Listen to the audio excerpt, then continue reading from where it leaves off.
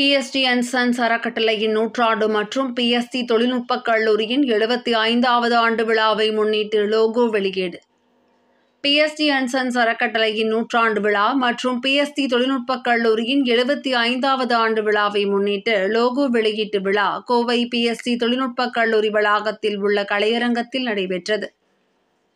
இது கல்வி மற்றும் சமூக மேம்பாட்டில் ஒரு நூற்றாண்டு சேவை மற்றும் சிறப்பம்சத்தை எடுத்துக் காட்டுகிறது.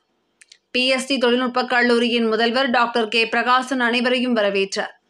PSG மருத்துவ அறிவியல் மற்றும் ஆராய்ச்சி நிறுவனத்தின் முதல்வர் டாக்டர் TM சுப்பாராவ் சிறப்புரையாற்றினார். இந்த நிகழ்வில் PSG அண்ட் சன்ஸ் அறக்கட்டளையின் வரலாறு மற்றும் சாதனைகளை பிரதிபலிக்கும் ஒரு பாரம்பரிய கண்காட்சி மற்றும் ஆடியோ விஷுவல் விளக்க காட்சிகள் இடம்பெற்றன.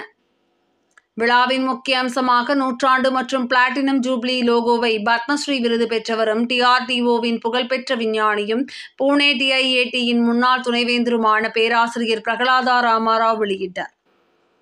லோகோ வடிவமைப்பு போட்டியில் வெற்றி பெற்ற NIT அகமதாபாத்தைச் சேர்ந்த நல்லாப்பு சண்முகி மற்றும் NIT அகமதாபாத்தைச் சேர்ந்த TLVS மூர்த்தி ஆகியோர் அவர்களது படைப்பாற்றல் பங்களிப்புக்காக கௌரவிக்கப்பட்டு விருதுகள் வழங்கப்பட்டன.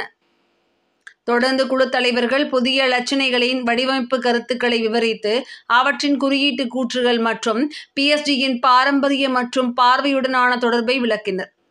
IIT குவாஹாத்தியின் பேராசிரியர் டாக்டர் உதயகுமார் மற்றும் PSG தொழில்நுட்பக் கல்லூரியின் முன்னாள் மாணவர் சங்க தலைவர் V. கிருஷ்ணகுமார் ஆகியோர் வாழ்த்துரைகளை வழங்கினர். விழாவில் நிகழ்ச்சி ஏற்பாட்டு குழு செயலாளர் டாக்டர் K. சுரேஷ்குமார் நன்றியுரையாற்றினார்.